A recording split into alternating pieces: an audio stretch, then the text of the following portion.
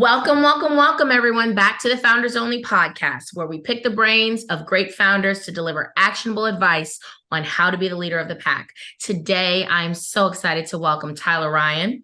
Tyler is the founder of LTV Numbers, which helps multi-million-dollar businesses understand their customer lifetime value and make confident, data-driven decisions to scale effectively and profitably. Tyler is a former NASA software engineer who got his start building applications for spacecraft engineers working on the Mars rovers, and has since leveraged his extensive experience in data science and engineering to build a successful SaaS business. Through this work, he has personally analyzed over $620 million in sales data across a variety of industries and business models. Welcome, Tyler. Thank you so much, Mia. Really excited to be here. So excited to have you. So excited to have you. So we're going to jump right in like we always do. And I would like to ask you, can you share your journey from being a NASA data analyst to becoming the founder of LTV Numbers and an entrepreneur? Absolutely. Well, when I started working at NASA as a software engineer, I always knew I wanted to start a company of my own. I just didn't know what that company was going to be or when I was going to start it. And after working inside of NASA I had about 5 years of internships, and then I worked there full time for about a year. I saw what it means to be data-driven at a level of precision that is hard to comprehend. In order to land a spacecraft on Mars within a foot of its target landing spot, think about how well you need to know your numbers to be able to pull that off. I mean, it's ridiculous. So after seeing that, it sent me so deep into the world of data science, and I knew I wanted to start a business. That's what planted the seed for maybe there was a way to bring these two things together, right? To apply that level of data science and precision to the world of online business. So I didn't jump to that right away. I started a software company that had nothing to do with data science because I didn't really know what I was doing. I was an engineer that didn't know the first thing about how to start a business, but it taught me how to build really high quality software, and also taught me that if I'm serious about building a company, I need to go learn how business works. And that was my real wake-up call as an entrepreneur. You can't just build the thing without knowing how to get the customers, right? And I knew one really well, didn't know the other at all.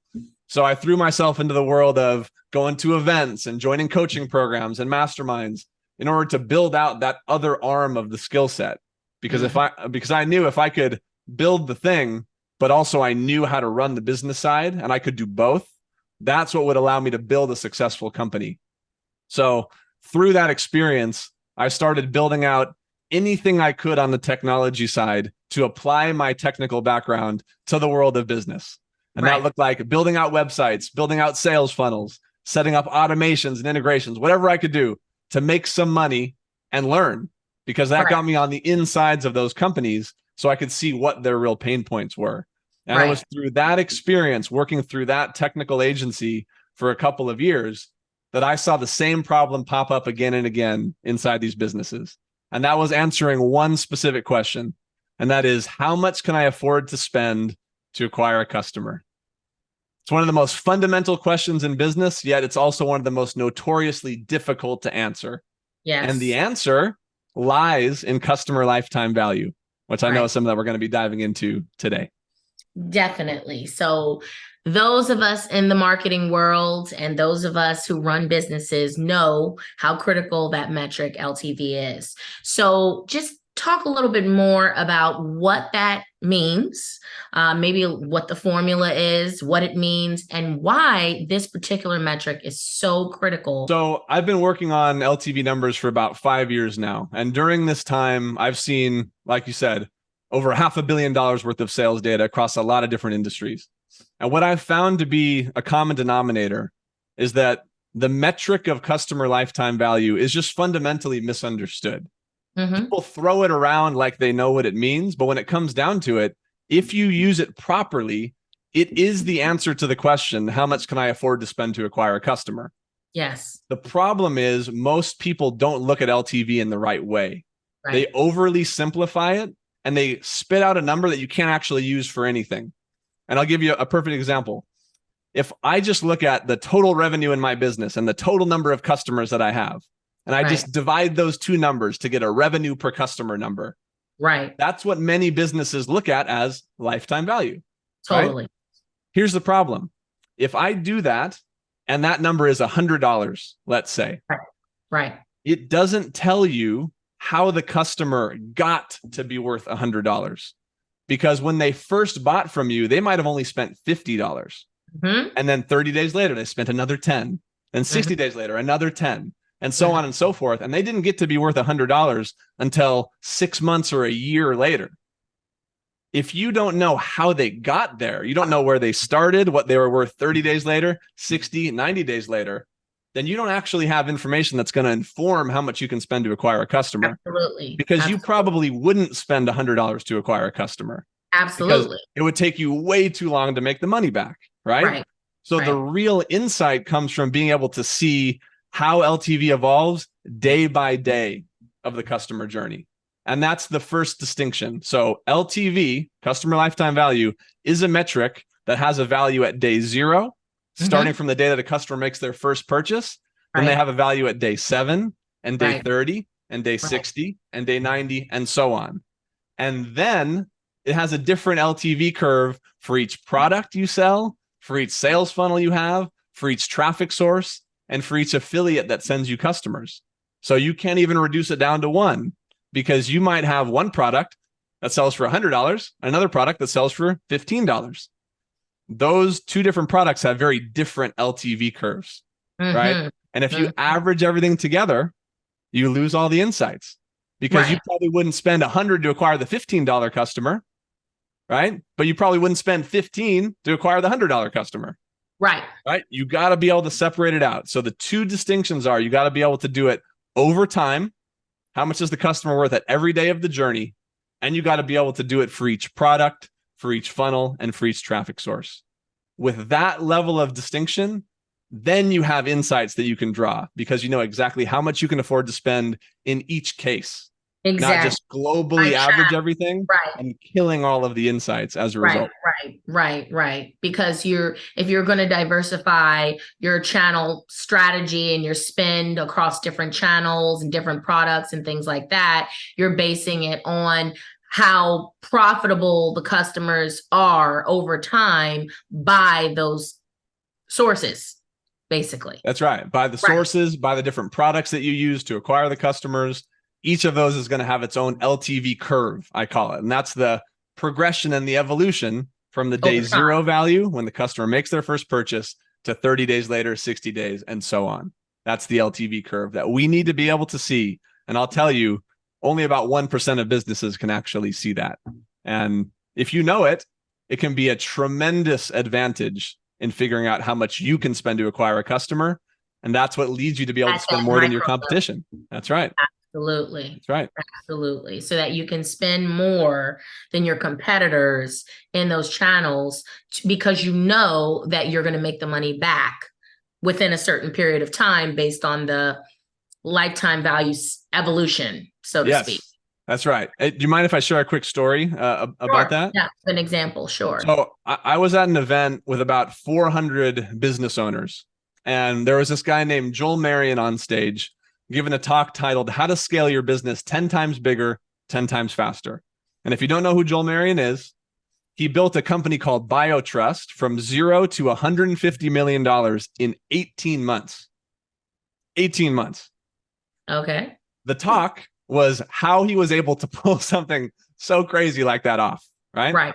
And he's at the beginning of his talk, and he starts polling the audience. He says, how many of you know your average customer lifetime value? Just a single number, like I talked about, the bad version, right? A single number.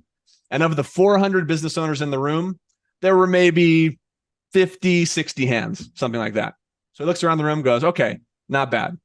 Now, how many of you know your customer lifetime value at day 0, 30, 60, 90, and 180? And there were about 20 hands. Looks around the room, goes, okay, not bad. Now, how many of you know your customer lifetime value at day 0, 30, 60, 90, and 180 for each product, funnel, traffic source, and affiliate? And there were only 4 hands left. Wow. And this burned into my brain because the room literally went from 400 down to 4. 1%. That's 1% of the room. And he asked each of them, he said, how big's your business? 15 million, 25 million, 35 million, 50 million. And he just goes, I'm not surprised. And then he goes on to give the talk. And the punchline of the talk was, we were able to answer that question better than anybody else. And that is, what is my LTV at day 0, 30, 60, 90, and 180 for each product, funnel, traffic source, and affiliate? Because we knew that, we could spend more to acquire a customer than anybody else. And the business that can spend the most to acquire a customer wins. And that's how we won. And that was really how LTV Numbers was born, because I was in that room before I had written a single line of code. And as soon as I saw that, I said, man, if I could have just had the thing that he could have shared at the end of that talk, he would have had every single person in the room going to sign up. And that's what I've spent the last 5 years building. And it's that powerful if you're able to see this, because only 1% of businesses can. So have you talked to this gentleman after this talk? I have, actually. Okay. Tell me about it. I reached out to him maybe a year later after I had actually built some software. Right. And I had a few clients on it. Right. And I basically reached out just to say to him, hey, I just wanted to let you know, I built this software because of your talk. Thank you. And also, here it is if you want to go check it out. Right. And had that plug in there. Yes. That's right. And I ended up getting on a call with him. So we got on a call. He looked at the software, and it was a very early stage version of the software at that point in time. And he shared something with me. He said, he also mentioned this during the presentation, so this isn't private information, but he restated it with me. He said, you really have something special here. It took us 12 months and over $100,000 to build out our solution to this problem. And I still pay a developer and a data scientist over 6 figures a year to maintain this solution for us, because that's how important it is. So he basically told me, he said, if you can distribute this to the business world at large, you really have something special here. And that was all he really told me. And he just said, good luck. And I really respect what you're doing. And that was that. So here I am still doing it 4 years later.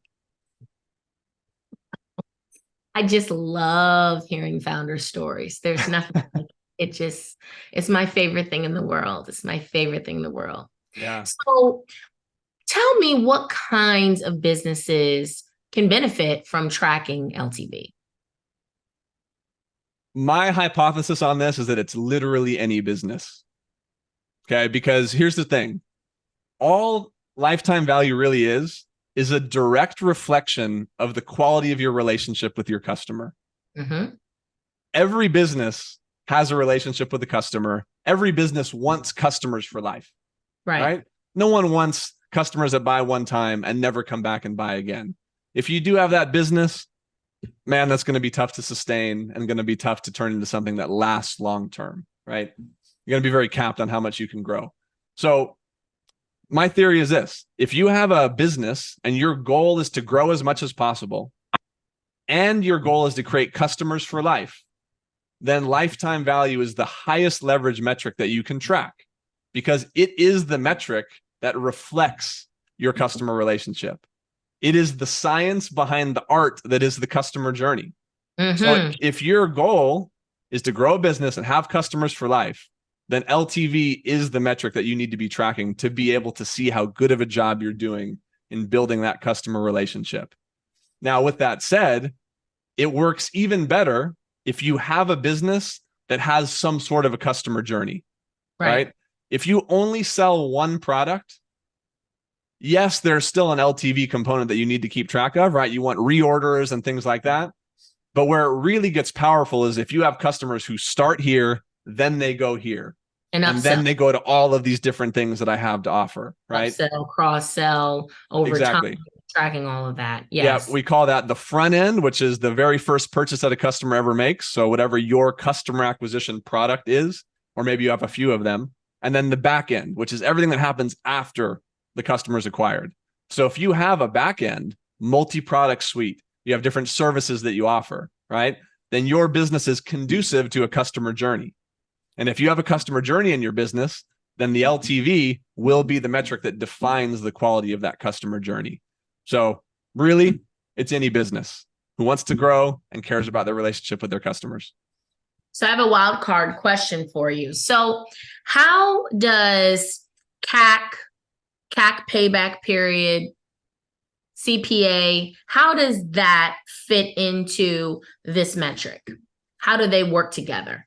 So the framework that I have around this is you want to be able to figure out how do you take your customer lifetime value and use it to determine what you could afford to spend, right? We want to go from LTV over to CAC, right? We got to start with LTV.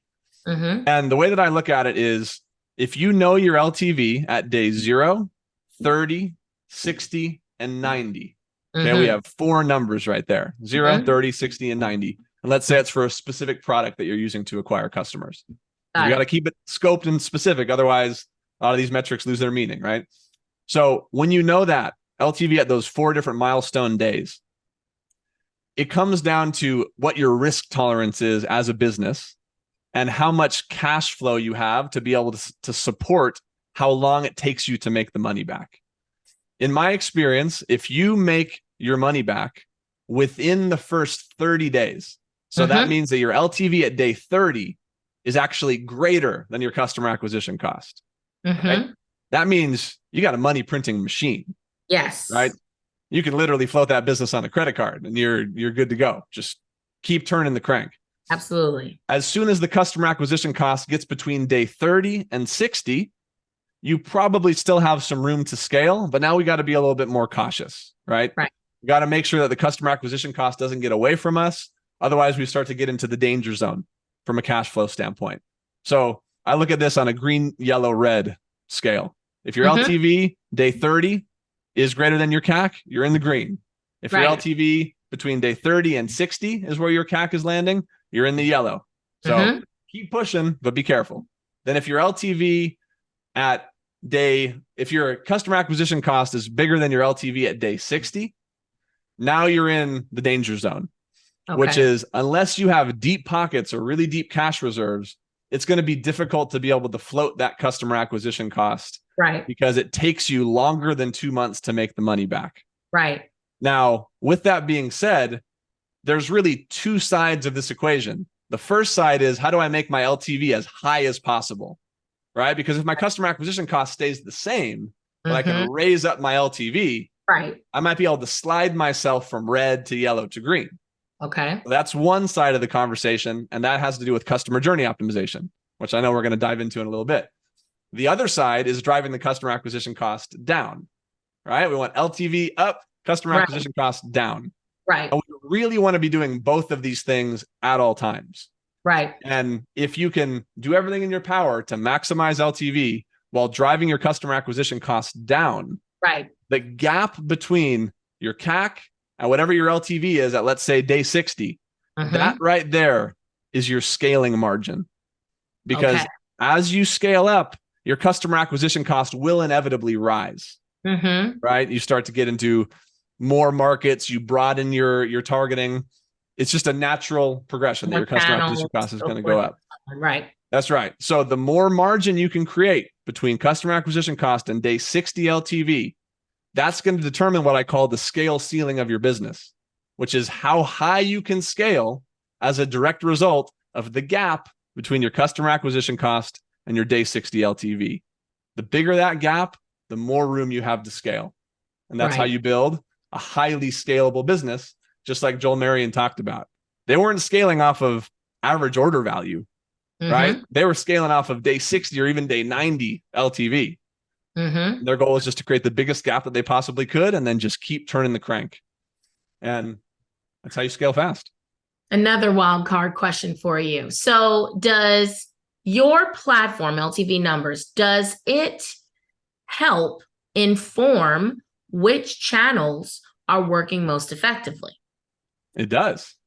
I'm assuming since you can distinguish by channel what your LTV is, then and it helps you inform your CPA of what you should be spending, then you can say, okay, well, the curve is, better for this channel, so I should invest more money into this channel because my CAC is lower and my LTV is higher. Is that right? Absolutely. Yeah. Okay.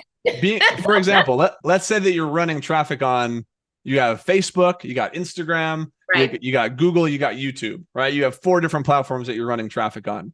Right. It's natural that the lifetime value is going to vary wildly between those platforms. For right? sure. You might be getting very high quality customers, let's say from Google, because they're search customers, but the customers on Facebook are really low quality, right? So we need to know how the LTV curve looks for Google customers versus how it looks for Facebook customers, because they might both start at 50, but one goes from 50 to 55, the other goes from 50 to 100. Right. If you can't see how that happens and you can't see what happens after the 50, which is where most businesses' visibility stops, right? They can see the AOV, the average order value. They can't see what happens next. So if you can't distinguish between $55 on Facebook and $100 on Google, right, then you would never go to your media buying team and say, hey, we can spend $100 to acquire a customer on Google, but only $55 on Facebook. Right. And it's that sort of fine-grained decision-making on the customer acquisition cost target side that will allow you to scale effectively. Right. Otherwise, you're going to say, I can spend, let's say, the average, right? I can spend $60 to acquire a customer, right? Which is overshooting on Facebook, but it's way undershooting on Google. Right. You can actually spend way more on Google, but you actually can't spend quite that much on Facebook. On Google, right. That's right. Exactly. Okay. So what are some other key metrics, if we haven't already talked about them, that business owners should be tracking if they want to make, better decisions? There's one very specific metric that I have found to be generally a metric that nobody tracks. But if it was the one thing that they started tracking, that this is separate from LTV, if this was the one thing that they started tracking, it would give them a completely new perspective on their business. Okay, and I call this metric KPI 3. And here's where that comes from. Okay, KPI 1 is how many new leads come into your business. All right, so contacts. KPI 2 is how many of those leads become customers. Right. KPI 3 is how many of those customers come back and buy from you again in the first 60 days. Oh, okay. Okay. I thought you would say something different. Okay. Yes. How many customers come back in the first 60 days to buy from you? Got it. Right. So now, why is this so important? It's because that metric right there, it is a direct reflection of how good a job you're doing, not just of acquiring customers, but keeping them. Yes, and onboarding them. That's right. Onboarding them, on introducing them to other products or services that you have, and then transitioning them into those. And think about it like this. If your KPI 3 was growing every month, what do you think is happening to KPI 1 and 2? It's growing every month. Probably growing, right? Yeah. And the thing is, the more KPI 3 can grow, here's the thing. KPI 3 is going to directly increase your LTV, right? Because the more customers you come back and buy in the first 60 days, the more the LTV is going up in the first 60 days. And here's what happens. If the LTV in the first 60 days is going up, guess what that means? You can spend more to acquire a customer. And if you can spend more to acquire a customer, guess what that means? You can acquire more customers. So it creates this virtuous cycle, what I call the LTV loop, which is we get more customers coming back in the first 60 days. That increases our LTV. And then we use that increased LTV to spend more to acquire customers so we can get more customers. Then with more customers coming in the door, it makes our KPI 3 go up even more, and the cycle continues. So then it becomes a question of, well, how do I increase KPI 3? Because that really is the name of the game. That is the customer journey optimization that creates LTV growth. And that is a whole other discussion I know we're going to get into, but customer journey is really the thing that we're talking about here with KPI 3, which is how do we turn a new customer into a returning customer? That right there is probably the most powerful metric that you can track. If you look at that week to week, month to month, how many of my new customers come back and buy from me again in the first 60 days? Yeah. That right there will tell you the health of your business. Okay, so you talked about the customer journey optimization, which I love to hear. So what are some strategies that business owners can do to get that LTV up? This is one of my favorite topics. And it starts with what I call the golden rule of the customer journey, which is treating your customers like you would want to be treated. As simple as it is to say, if most of us experienced our own customer journey, we probably wouldn't like it. When's the last time you walked in your customer's shoes, right? When's the last time you bought your own product? You went through your onboarding process and saw what it's actually like. The reality is we spend so much time focusing on acquiring new customers, sometimes we lose sight of the experience that we're creating for them, right? So before we even talk about strategy, you will probably get 90% of the insights if you just go experience the customer journey for yourself. Absolutely. Because a lot of it is obvious. You just don't ever take the time to go look at it. Absolutely. So go look at it. That is the first most important thing that you can do, and probably the highest leverage thing that you can do to improve your customer journey. Go experience it for yourself. Be a customer. That's right. Be a customer. Walk in your customer's shoes. So with that said, when it comes to crafting what I call a golden journey, so this is a customer journey that follows the golden rule, right? A golden journey. It really breaks down into two distinct phases, okay? Phase one is about sticking the sale. A customer decides in the first 24 to 48 hours if they would ever consider buying from you again. Consider. Not if they'll actually do it, but if they would consider it. Right. Many of us lose the opportunity to get a customer for life right there, right in the first 24 to 48 hours. And many times the reason why that is because we don't create promises and keep promises, create promises and keep promises. You want to show them right away that you are the type of business that does what you say that you're going to do. So, for example, this doesn't have to be a big deal. It can be small little micro promises, right? That show what we say is going to happen actually happens. It could be as simple as when they land on your thank you page, they say that you'll have the product in your inbox in the next 5 minutes. Better be there in the next 5 minutes. Right. And if it goes to spam, that's on you, right? They think that they didn't get the email. They're probably not going to go check their spam, right? So it starts with those little things, those first touch points. Those initial promises. That's right. If you sell a physical product, right, and you have shipping times, it means setting clear expectations around when the product is going to ship, when it's going to arrive, and making sure that they have the tracking information.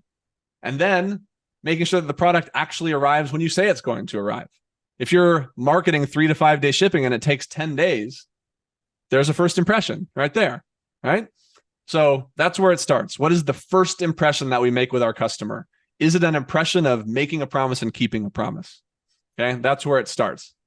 From there, the rest of phase one is about ensuring that the customer gets the value that they were promised. Okay, phase one of the customer journey is about ensuring that the customer receives the value that they were promised. Activates. That's right. Because if you think about it, if your customer never consumes the thing, or they don't consume it the right way, or they get halfway through it and stop, that's also setting the frame for how they perceive their relationship with your business, right? They didn't actually get the value that they bought. So why would they buy anything else? Right. And I know that we're never going to get 100% of the people that buy our product to actually consume it, of course. But here's the thing. If you could get that number from 20% to 30% or 20% to 40%, the leverage that creates is tremendous, because you're now creating twice as many people who will be open to buying something else from you. So if that's the case, then we need to put outsized effort into delivering on the promise. Right. So that means doing everything in our power to support the consumption of the thing that they bought. Right. And I have an entire step-by-step process on all the different milestones of this phase one of the golden journey. And I'll just run through them quickly so you can hear all the individual milestones, and we can elaborate on any of them if you want to. So the golden journey, it starts with reinforcing the purchase and setting clear expectations. Okay, let them know what's going to happen next. how often they're going to be hearing from you, right? If you're going to be communicating with them daily, every other day, let them know so they're not surprised. Then simply inform them that your goal is to support them in getting the value that was promised. Explicitly state that, because most businesses don't, right? Then share why your product and company exist. So they have a reason to care and they have a reason to connect with your brand, right? Then we want to share testimonials that highlight benefits and create excitement around experiencing those benefits. Especially if you ship a physical product and customers are waiting, the product hasn't even arrived at their door yet, that magical window of time should be all about generating excitement. I can't wait for this thing to arrive because look at all the great things that are going to happen when it does. Yes. Right? Then we want to share detailed best practices on how to get the most out of our product. Most of us deliver this in the form of an email with 3 bullet points in it. And that's not what I'm talking about. I want to break that frame. Instead, what I'm talking about is, for example, an unboxing video, walking them through what it's going to be like to get the thing. It's showing you taking that thing and putting it at a certain place in your house so you're not going to forget about it. It involves giving them a printout that they can put on their fridge to remember to take the thing, right? Or whatever the analogous thing is for your product or your service. It means creating different hooks that they can easily insert into their life to give themselves the greatest likelihood of consuming the thing, right? Over and over again. That's right. Tell them to set an alarm on their phone that goes off every day, reminding them to take that supplement or to do the 10 minutes of training that are part of your product, right? Show them how to get the most out of it, make it explicit, do it in video form, right? So they can actually see you, connect with you, and create these associations with your business. Then the next part, help them recognize the benefits that they may be experiencing. This is a really big one. You can't assume that they will notice all of the positive changes that result from your product or service. This means, for example, are you having better conversations with your spouse at home? Do you feel like you're more productive during the day? Do you feel more optimistic about the future? You feel like you got a little bit more energy in the morning? These might not be the core value promises that you make, but if someone were to be starting to experiencing some of those value promises that you make, they might experience some of these other things too, right? And we want to create as many positive associations with your product or service as possible, even if it's just placebo, right? Letting them know, hey, are you feeling maybe a little more optimistic about the future? You know what? I am. And it's because of your product, right? That's the goal. That's what we want them to feel. Love it. Then we want to create accountability through a community if you have one, or at the very least, give them the open opportunity to ask questions and get help. So let them know that they're not alone. You're here for them. Even if it's just as simple as a reply to this email, here's a phone number. Let them know where they can go to get support. All of that is phase 1 of the customer journey. And I want you to notice what was not in there. Selling more stuff, right? My belief is that you don't... From all that. That's right. You don't earn the right to sell to your existing customers until you've delivered on your first promise. Yes. So the way that we break down the customer journey is by what I call time to value. So phase 1 of the journey that we just went through, it starts when they make their first purchase and it goes up until they experience the value that you promised. And think about your business. It might be 7 days. It might be 14 days. It might be 30. It might be 1 day, right? You need to think about what the time to core value is for your product. And whatever that length of time is, write it down. Phase 1 of the journey goes from day 0 until then. Yes. Okay? And our goal is to get as many people as possible to value. Exactly. Once they achieve value, then you've earned the right to go to phase 2. Phase 2 is when you sell something that actually makes sense and is actually specifically designed to enhance the value of the thing that they bought first. And that's phase 2 of the journey, which I'm happy to go into detail about as well. But I'll pause there. Sure. Let's keep it rolling. Keep it rolling? Yes. Okay. So phase 2 of the journey. The goal of phase 2 is KPI 3. So the goal of phase 2 is that the customer happily makes their second purchase with you. Okay. So to do this, where most businesses, I think, lose sight of the customer journey is they think that because they've already acquired the customer, they don't really need to put much thought into what they offer on the back end. They just promote whatever products or services they have, nothing special, and just hope that it's compelling enough for them to buy. But here's the thing. You need to think of that second purchase as reacquiring the customer. So as much thought as we put into creating a grand slam offer on the front end, right, with ton of value stack, bonuses, all these different things to make it a no-brainer as much as possible, put that same level of effort and care into the second thing that you offer. Okay, because our goal is to get that KPI 3, right? Is to get that conversion from first time purchase, second time purchase. Yes. So to do that, here are the steps. Step 1, inform the customer that it's possible to enhance the results of the first purchase. It's not about selling them on anything yet. It's like, hey, whatever this thing is that you bought, did you know that you could experience that same benefit faster or to a greater degree? And that there is a way to do it, because I want to be sure to let you know about it, because I wouldn't be doing my job if I didn't, right? I'm here to give you as much value as possible and to deliver on our promise. So I'd be remiss if I didn't tell you how you could get more value or get that value faster, right? Then we need to share how you have carefully crafted a complimentary offer for them. Okay, this is not shotgunning a bunch of offers that are loosely related. It's not like, hey, you want this? You want that? You want this? Right. You want that? Like, hey, you bought product A. We specifically crafted product B to complement product A. Absolutely. Okay, to add on to the value, to enhance the value, to accelerate the value. Then explain to them how this offer makes the first thing that they bought work even better, or how it builds off of it. And then, kind of like phase 1, we share testimonials to highlight the benefits of the combination. Right? So not just benefits only of the second thing, but of the combination of the two. Yes. Right? How Steve, who was trying to lose weight, how when he started adding on this greens powder, right, his weight loss accelerated. Right? We want to look at it like that, how he got to his goal even faster. Right. So share the testimonials that highlight the benefits of the combination. Then illustrate to them where they're at in their journey and why this is a critical next step.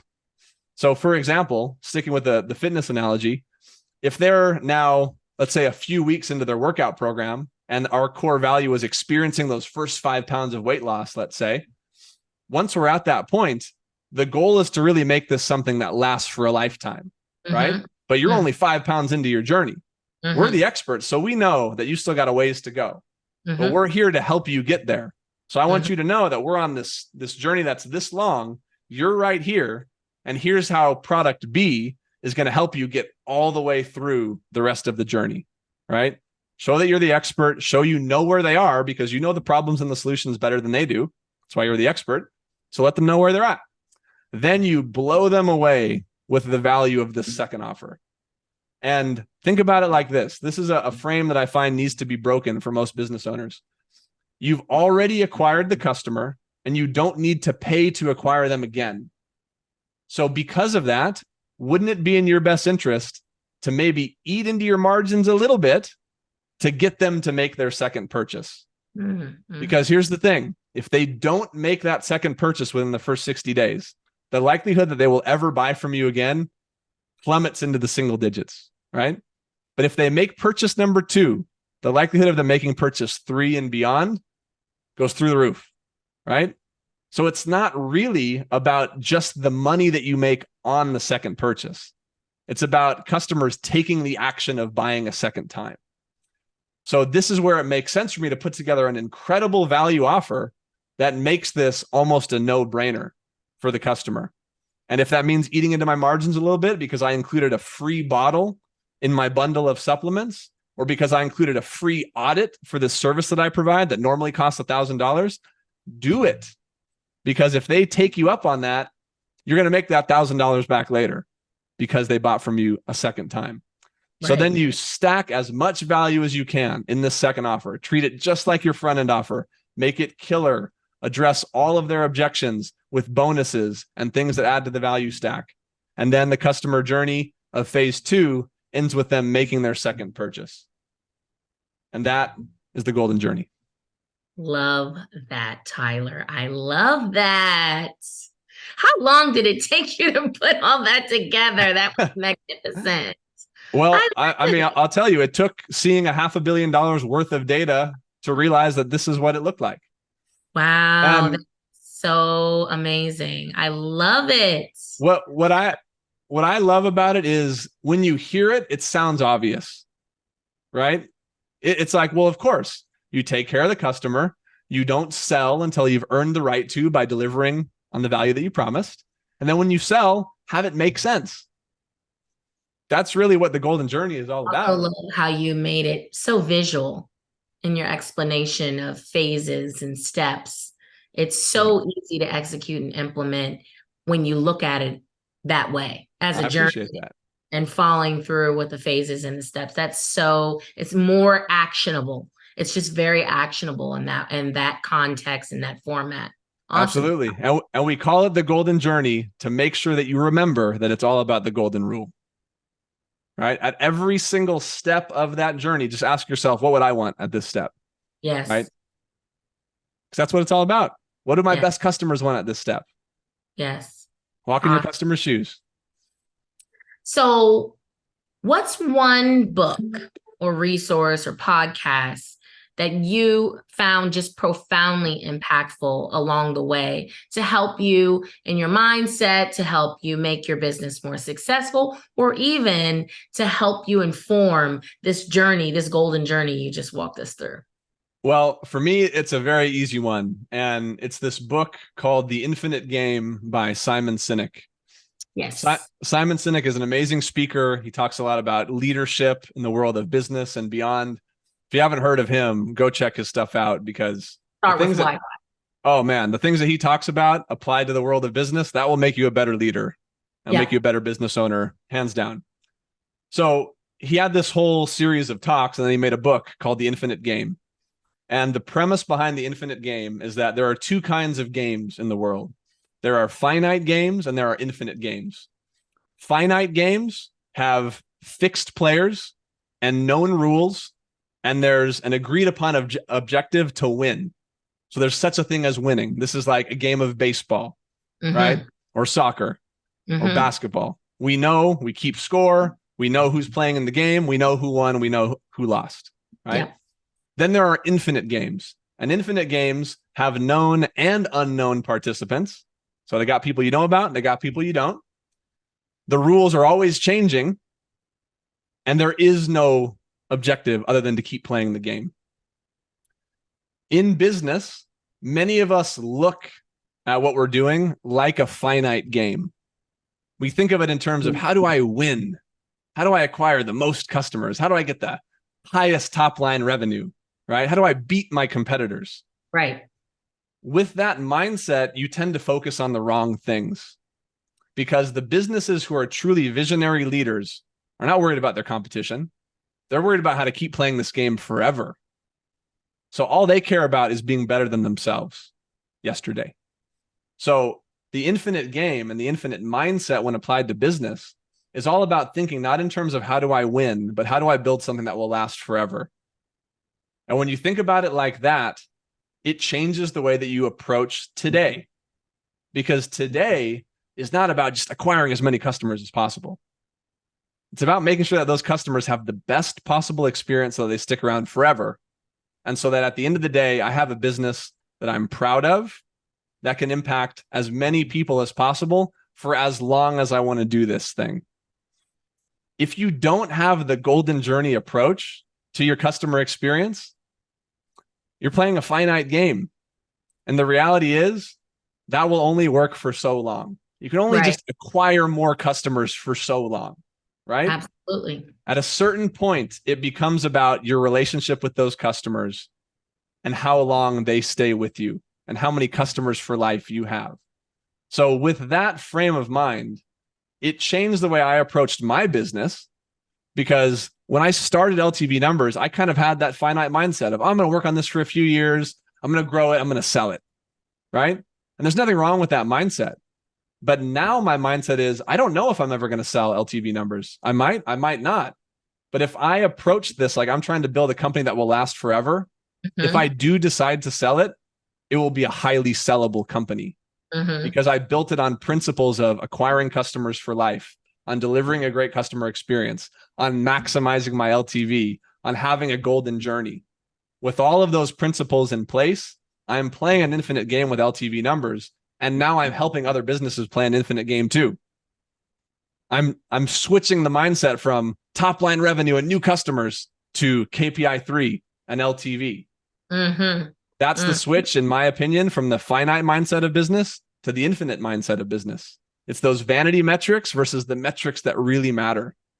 So infinite game completely changed the way I approach business. And it really is a lot of the foundation of where the golden journey came from when it comes down to it. And just again, taking that experience as the customer of your own business or how you'd want to be treated so that you can maximize the lifetime of your business. That's right. That's right. Yeah. And if you look at the visionary leaders of the business world, for example, you look at like Apple versus Microsoft, two giants. Right. For the longest time, if you went and you heard the type of content, for example, that Microsoft was putting out inside their company, it was all about how to beat Apple. Apple was talking about how to help students learn and how to help teachers teach. They didn't care what Microsoft was doing. Finite versus infinite. When you have a finite player going against an infinite player, the finite player eventually gets frustrated because they're playing a different game. The business over here doesn't care if they lose money to acquire a customer. They don't care what the competition is doing. They're just trying to build the best possible business. And with that mindset, it's a completely different approach to business, and it changes the way that you look at things. And you can see why a company like Apple has gotten to where it is today. Infinite mindset. That's really what it's all about.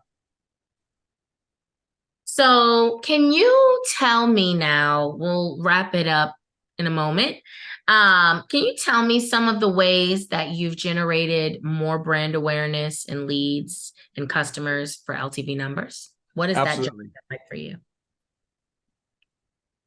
As you can tell by the discussion that we've had today, this is a conversation that needs to be had. Yeah. Too often, all we hear when we go to seminars, we hear presentations online, we watch business thought leaders on YouTube. It's mostly about customer acquisition. It's mostly about scaling. We don't talk about the customer experience nearly enough. We don't talk about lifetime value nearly enough.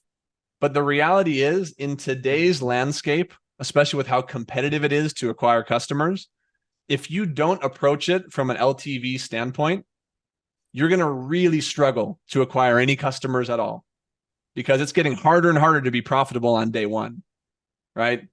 With it getting harder and harder to be profitable on day one, the solution is increase your LTV to be able to pay to acquire those customers. But because most businesses don't think about it that way, they get stuck in this loop and they keep hitting a scale ceiling because they're not thinking long-term about the customer experience.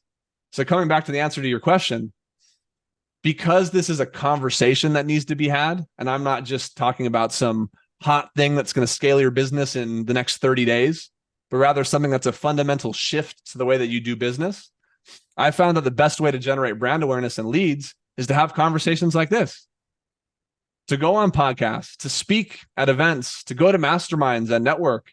Okay. Because I need to essentially create a new way of looking at business where LTV is the thing that we're leading with, not just customer acquisition. Customer acquisition will always be important. Of course, that's never going to go away. But if LTV is the thing that is top of mind when we talk about customer acquisition, we have a completely different approach to the conversation. It's not about how can I bombard customers with as many offers as possible in the funnel with 5 upsells. And then after they go through the funnel, I bombard them with more offers in the first 30 days to try and make as much money as possible. If that's the conversation around customer acquisition, that's the wrong conversation. It needs to be about how do we create an incredible customer experience that is both a win for the customer and a win for the business. And the irony is that I have found in looking at $500 million worth of data, the businesses who care the most about their customers and implement a golden journey, guess what? They make more money. So if your goal really is to make as much money as possible, you should be caring about your customers as much as possible. But that is not the conversation that I hear going on right now in the world of online business. So that's why it needs to be talked about more. So I'm doing everything that I can to shout that message from the rooftops and see what happens. Well, thank you so much, Tyler. Tell me, where can people find you? So the best place to go is tryltv.com/SRS. And what you'll find there is a resource that will help you audit your data visibility, all the things that we talked about today. Can you see LTV? Can you see it for each product? Can you see KPI 3? And will help you map out your golden journey. So that way you can take all the concepts that we discussed today and implement it for yourself. So that'll also take you to the LTV Numbers website where you can see more about the software and how it works, and get in touch if you want to. Also, you can find me on Instagram, Tyler_LTV Numbers. And I'm always posting content there about the importance of LTV, customer journeys, and continuing this conversation. Love it. Give that link one more time to the audit. tryltv.com/SRS. The SRS stands for Scale Ready Scorecard. So that's what that resource is for you. Love it. Love it. Awesome. What a great conversation. Okay. Well, thank you so much, everyone, for tuning in to the Founders Only podcast today. I hope this was transformational for you and your business, and gave you a peek into what the big dogs are doing so that you can actually make better decisions to scale your business. And again, we'll hope to see you in the next episode. All right. Thank you, Mia.